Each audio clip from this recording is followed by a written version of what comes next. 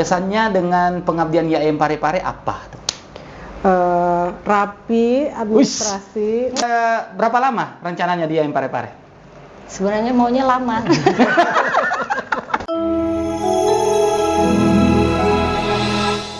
Assalamualaikum warahmatullahi wabarakatuh. Selamat datang di LP2M Cerita YAIN Parepare.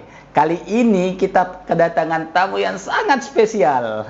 Ini kalau clue-nya itu mereka ini biasanya mainnya di belakang panggung. Sekali-kali kita ajak dia ke depan panggung ya. Ya, selamat datang kami ucapkan kepada Kepala Pusat Pengabdian Masyarakat dari YAIN Bangka Belitung. YAIN SAS ya, itu asas apa sih? YAIN Syekh Abdurrahman Siddiq Bangka Belitung. Syekh Abdurrahman Siddiq Bangka Belitung. Itu Syekh Abdurrahman Siddiq Bangka Belitung itu nama tokoh atau apa? Ulama? Nama tokoh ulama penyebar agama Islam di Bangka Belitung. Oh, berarti yang berasal dari Banjar, Kalimantan. Oh, berarti kalau kami di sini bisa disamakan Abdurrahman Ambok Dale ya? Iya, oh ya. benar. Nah, terus kami juga kedatangan orang spesial kita. Beliau ini yang mengurus KIP yang ada di Bangka Belitung. Jadi kerjasamanya dengan mahasiswa dan sebagainya, yaitu Kasubag dari YAIN Bangka Belitung. Nah, sebelumnya nih ada yang menarik. Bisa nggak diceritain apa sih pengalamannya ketika pertama kali datang ke YAIN Parepare? Karena yang kita tahu bahwa mereka ini sempat terjebak banjir di Maros. Gimana tuh ceritanya tuh? Siapa nih yang mau cerita nih? Bu Nelly aja lah. Jadi berapa cerita? Kalau dari Bangka Belitung ke Makassar itu berapa jam? Karena kita tuh transit ya, jadi kalau dari Pangkal Pinang ke Jakarta itu cuma 50 sampai 1 jam. Terus dari Makassar, lanjut dari Jakarta ke Makassar itu 2 jam lebih ya. Cuma memang jadwal penerbangannya aja yang agak luar biasa. Tapi itu termasuk yang agak cepat, karena biasanya kita setiap kali ke daerah sini selalu jam 2 pagi dapatnya dari Jakarta ke Makassarnya. Kemarin kan sempat terjebak banjir di Maros. Itu berapa jam tuh di sana tuh? Sebenarnya kami nggak kejebak banjir. Yang kejebak banjir itu yang menjemput. Si Nono ya. Iya. Jadi sebenarnya agak lumayan pasrah ya. Iya. Gimana ini jadi atau nggak ke situ, terus sempat nanya ada nggak lagi ya jalan lain dari situ, nggak ada loh, ke tempat lain itu Palopo, ke tempat Bone itu lewat mana ya, lewat situ. Jadi semua berarti bukan hanya kita gitu kan yang nggak bisa nyebrang. Tapi kan sempat mau naik kereta gitu. Nah itu dapat solusi, katanya bisa naik kereta. Semua usaha tuh dicoba, pergi ke stasiun ternyata udah lewat. Habis tiketnya. Terus dianterin ke stasiun. Habis tiket. Ya? Habis jadwal perjalanan. Oke. Jadi sebenarnya beliau ini waktu mau ke YAIN Parepare itu liku-likunya itu seperti itu, karena kebetulan ada bencana alam banjir. Makanya mereka lambat tiba di YAIN Parepare. Nah, ini nih, berapa lama rencananya di YAIN Parepare? Sebenarnya maunya lama. Cuma kan efisiensi anggaran lagi balik. Jadi lama. Iya, katanya pengen tinggal surat tugas aja. Bukannya surat tugasnya sampai minggu ini aja? Sampai kapan gitu? Sampai jadi jadwal surat tugas. Iya. Jadi bisa nggak disampaikan tujuan utama melakukan benchmarking, kenapa harus YAIN Parepare gitu? YAIN Bangka Belitung juga kan sebenarnya kalau kita lihat ukurannya sebenarnya kurang lebih mau sama kayak Parepare ya luasnya ya. Nah, kenapa harus kayak YAIN Parepare? Jadi dulu kita nih kalau pengalaman pribadi di YAIN di Bangka Belitung, kita tuh punya namanya kampus lain seperti YAIN Universitas Bangka Belitung. Jadi pernah ketemu rektor Universitas Bangka Belitung tuh, mereka nasihatin kita kan kalau nggak perlu belajar dengan yang lebih hebat, karena yang lebih kayak UIN itu beda, penganggarannya beda, sistem mereka beda. Jadi nggak bisa kita mengadopsi 100% ilmu mereka, karena mereka bukan satker. Jadi kalau mau belajar sesama satker, Oh, gitu ya. Gitu. Sesama ini kan, soalnya masih sesama IAIN Iya, gitu. sistem pembayaran negara membiayai kampus kita sama. Tapi kan tergantung juga kekuatan masing-masing dan agensi masing-masing untuk menjalankan apa yang sudah sama ini. Karena kalau memang benar juga pengalaman lagi belajar misalnya sama UIN. UIN. Terus mereka bilang mereka bisa berangkat mengirim KKN, kalau saya di pengabdian masyarakat KKN ke luar negeri, mahasiswanya bayar sendiri. Nah, beda dong dengan mahasiswa yang dari Satker. Mahasiswa kampus Satker itu nggak bisa membiayai dirinya sendiri ke luar negeri. Jadi kita harus gimana sih sesama kita yang Satker, institusi, terus mahasiswa kita pengen ke luar negeri, karena walaupun berbeda UIN dan Satker, yang kampus Satker kayak IAIN, tetap aja untuk akreditasi harus ke luar negeri. Itu satu dari saya.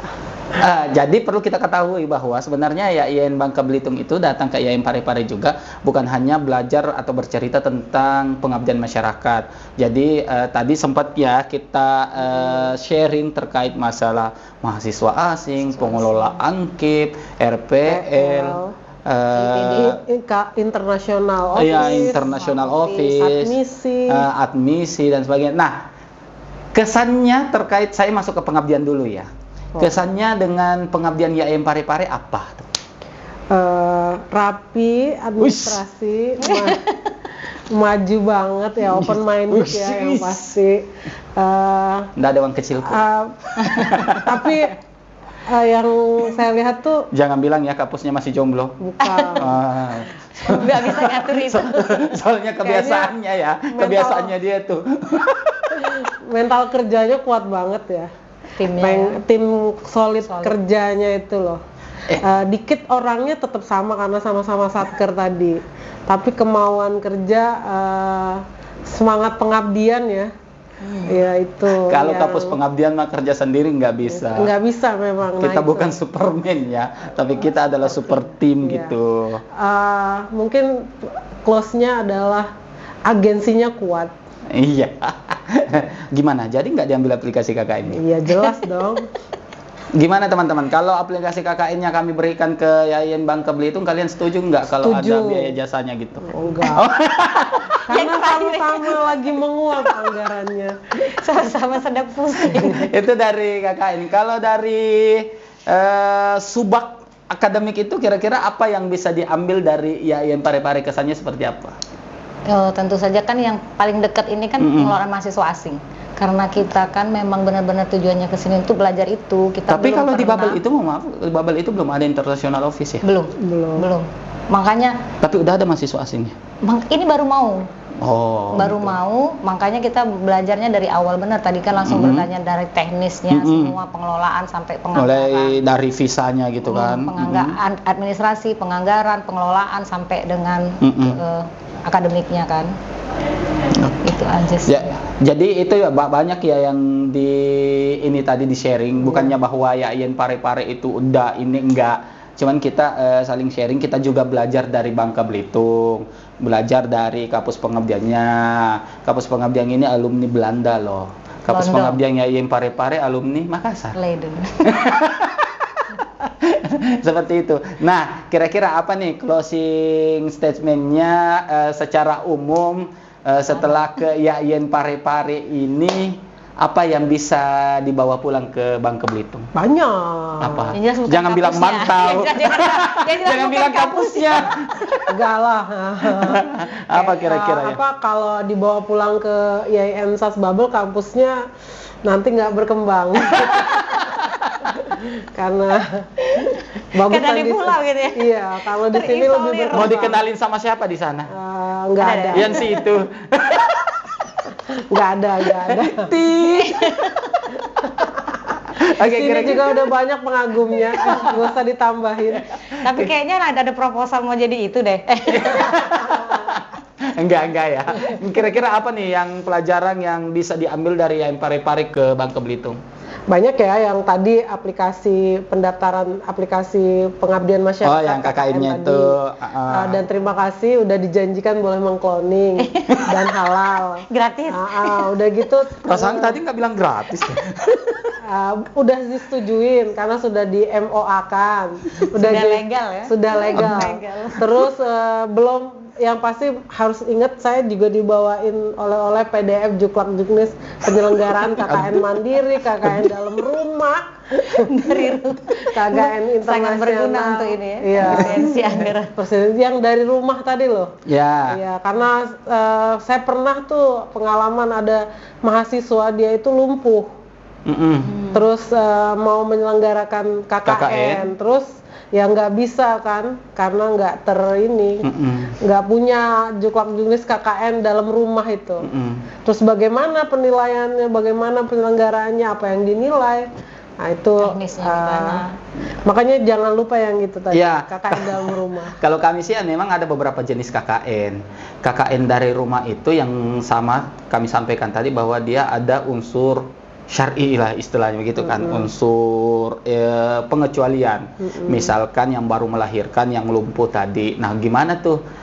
Sedangkan dia mau KKN, makanya KKN dari rumah. Jadi dia tetap melakukan pengabdian itu dari sekitar rumahnya. Ada masjid, misalkan ada TPA-nya, dia ngajar di sana. Ada sekolah yang dekat di sana, dia ngajar, bisa melakukan pengabdian. Intinya dari rumahnya, tetapi benar-benar kita harus mengontrol kualitasnya. Itulah makanya kami bangun satu sistem untuk mengontrol itu. Nah, terus ada KKN mandiri. KKN mandiri ini terbuka 1 tahun, teman-teman ya. Terbuka 1 tahun. Jadi kalau persyaratannya itu 8 sampai 15 orang. Mereka pilih teman sendiri, mereka yang menentukan lokasi sendiri. Ketika mereka memenuhi syarat, al-anfal yatafaddal maskura, silahkan berangkat. Tetapi berangkatnya juga sendiri. Cuman kami tetap memfasilitasi mereka, yaitu rompi KKN. Oh gitu. Iya, tetap. Kenapa rompi KKN itu? Karena itu kan hak mereka, include di UKT-nya mereka. Tetapi kami membuka jenis KKN itu untuk lebih memerdekakan anak-anak memilih sesuai dengan keinginannya mereka. Sesuai kurikulum. Terus ada juga KKN mandiri desa binaan. Kami memiliki desa binaan itu ada di Tanah Toraja 2, di Kabupaten Pindrang 1 yang sementara kita garap budayanya ini. Terus di Sopeng ada pariwisata, di Enrekang ada pariwisata. Jadi tinggal kami serahkan sama anak-anak, mau kami drop ke desa binaan nggak? KKN mandiri. Terus kalau misalkan ada KKN mandiri internasional, itu bisa. Kami fasilitasi juga, tapi namanya mandiri ya, beli tiket sendiri, urus visa sendiri. Gitu. Tapi kami fasilitasi untuk itu, ada semua terkait masalah itu. International Office tadi bisa bantu pengurusan visa. Iya, seperti itu. Tetapi sifatnya sekali lagi sifatnya mandiri. Biasanya kan kalau UIN Jakarta mah udah sering kan rata-rata. Sebenarnya mereka mandiri. Iya, mandiri. Soalnya kalau kita anggarkan, satker sekecil kita nganggarin seperti itu kan pasti ini juga bengkak juga penganggarannya. Jadi kita buka seluas-luasnya, apalagi ini terkait efisiensi kan. Makanya kita buka KKN mandiri itu pokoknya terbuka setiap tahun selama mereka memenuhi syarat dan ketentuan yang berlaku. Seperti itu. Kami juga bonusnya itu tinggal melalui sistem. Jadi nggak perlu lagi kami misalkan setiap hari turun ke lapangan untuk ini. Kami tinggal monet melalui sistem. Makanya penjaminan mutunya itu tetap terjaga. Gitu loh. Oke. Oke? Iya. Oke, baik, terima kasih ya. Ini bincang-bincang santai saja ya dengan 2 orang yang paling top juga di Bangka Belitung ya. Biasanya tuh mereka sebenarnya malu podcast seperti ini. Karena biasanya mereka bermain di belakang layar. Jadi yang atur-atur wisuda dan sebagainya di Bangka Belitung juga sebenarnya beliau, dan nantinya beliau akan tinggal untuk menyaksikan wisuda YAIN Parepare yang insya Allah akan dilaksanakan selama kurang lebih 1 hari ke depannya lagi ya. 2 hari. Hari Sabtu nanti kita akan wisuda dan beliau akan melihat secara langsung ya. Nanti kami minta ya ratingnya bintang 1, bintang 2, atau bintang 3. Ini kita bisa saling sharing ya sesama pengatur acara seperti itu. Baik, terima kasih banyak. Kita tutup dengan ucapan wassalamualaikum warahmatullahi wabarakatuh.